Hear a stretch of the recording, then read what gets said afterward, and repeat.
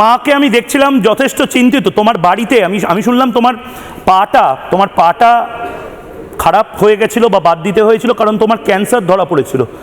তোমার ক্যান্সার ধরা পড়েছে, তোমার বাবা পরিযায়ী শ্রমিক, তোমার মা সেলাইয়ের কাজ করে।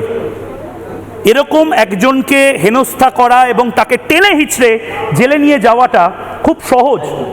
তোমার এই যে লড়াইটা গোটা বাংলার মানুষকে বলো। মিনমিনে চ্যানেল এগুলো দেখাবে না, মিনমিনে চ্যানেল তোমাদেরকে ভিলেন বানাবে।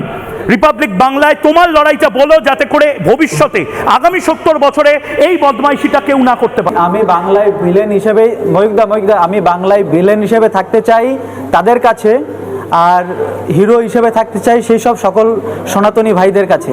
আমি হিরোও না ভিলেনও না, কিন্তু যারা ভিলেন আমাকে বানিয়েছে তাদের কাছে আরো ভিলেন হব আমি আগামী দিন। এর জন্য এই লড়াইটা, জেন জিদের এই লড়াইটা তার মানে চলতে থাকবে এবং তোমরা কেউ একা নও। এই বড় বার্তাটা তোমরা দিয়ে দিলে। লড়াইটা যখন শুরু করেছি, এই লড়াইটা জীবনের শেষ নিঃশ্বাস অবধি আমার এই লড়াইটা চলবে।